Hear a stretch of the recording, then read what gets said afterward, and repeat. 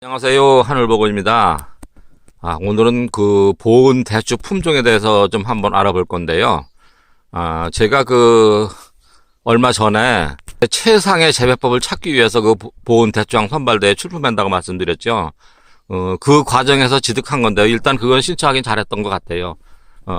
그렇지 않으면 관심 없이 그냥 하던 관행대로 이렇게 했을 건데, 그걸 함으로 인해서 어떻게 하면 좀 더 품질 좋고 더 크고 그런 좋은 대추를 생산할 수 있을까를 알려고 했던 부분이, 처음부터 나름대로 그 효과를 얻었다고 생각을 합니다.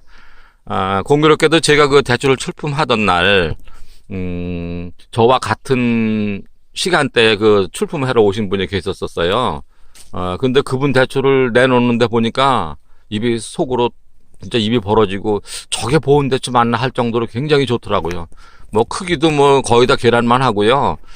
무엇보다도 다른 분 출품하시는 분들은 대체적으로 대추가 익지를 않았는데, 그분 대추는 거의 다 익었어요. 그래 말씀을 나눠봤더니, 한 80% 이상이 익었다래요. 저희는 그때 20, 30% 익었을까 그랬을 거거든요.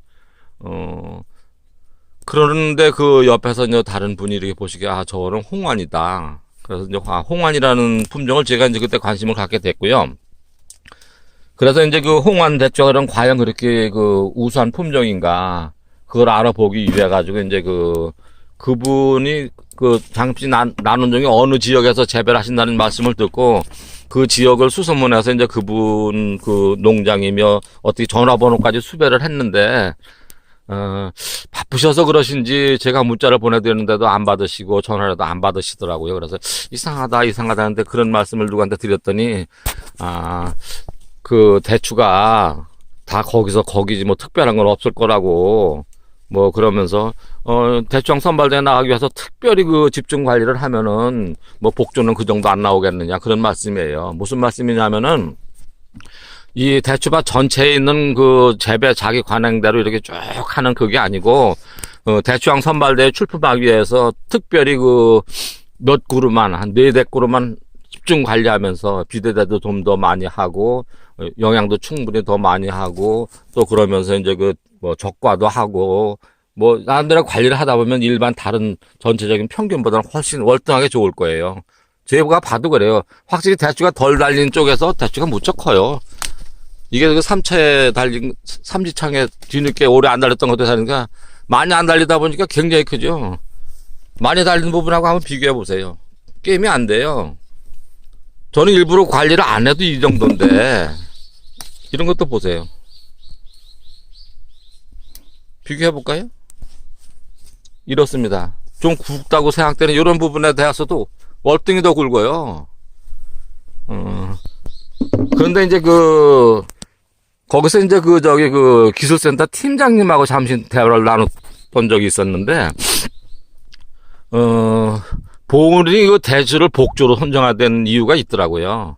당시에 복조니 홍환이니 그거 이외에 또 다른 여러 가지 품종, 특히 사과대추까지 같이 검토를 했나봐요. 보온대추를 뭘로 할 것인가. 그래서 당시에 여러 묘목상들한테 묘목을 받아가지고 이렇게 시험 재배도 하면서 맛이며 크기며 쭉 했던 것 중에서 전체적으로 가장 우수했던 게 복조랍니다. 사과대추는 크기는 단연 압도적이지만은 낙과가 너무 심하고 또 맛이 푸석거리는 게 맛이 없고, 그래서 사과대추는 아예 배제를 했고, 지금도 보온에서 사과대추는 보조를 안 해줘요.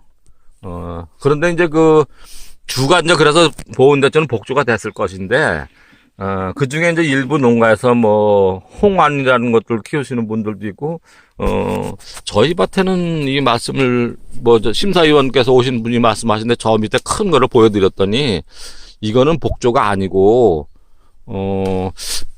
좀 다른 품종이라고, 얼마 전에 보온에 복조대추 변이종이 나왔다고, 그러면서 아주 지금 뜨고 있는 그런 왕대추라고 하나? 그런 것도 있는데, 그거랑 비슷한 품종 같다고 그렇게 말씀을 하셔요. 근데 저는 그건 잘 모르지만, 평소부터 저희 밭 대추가 다른 집 대추보다는 좀 굵다, 그런 생각은 하고 있었어요. 그런데 이제 저희 친구가 이제 홍환을 알아보는 과정에서 이제 제가 이제 관심을 가지고 있으니까 이제 아시는 분 통해서, 대추연구소에 근무하셨던 분이 아시는 분이 계셔가지고 그분하고 이렇게 말씀을 나눠보니까, 복조가 됐던, 홍안이 됐던, 뭐 아닌 다른 뭐 저기가 됐던, 품종보다 이제 그 더 중요한 거는, 비배 관리를 어떻게 하고, 물 관리를 어떻게 하고, 어떻게 관리를 하느냐, 그거에서 더 많이 결정이 된다고 해요. 아주 천부당 만부당 하신 말씀 같고, 제가 그동안은 잘 몰랐지만, 이렇게 하면서 조금씩 알아가면서 보니까 그 말씀이 맞는 것 같아요. 올해는 참전부가 정말 심하네요. 말씀이 너무 많이 길어졌는데, 결론적으로 말씀드릴게요. 저희 보은대추는 그래서 이제 뭐 사과대추까지 포함해서 당시에 있던 여러 가지 품종들을 가지고서 이제 시험 재배, 내지 이제 여러 가지 여러분들이 당시 군수님이야, 각 여기 군청이며 기술센터 그 공무원님들이 굉장히 고생을 많이 하셨대요. 그래서 결국 선정했던 게 복주대추고요.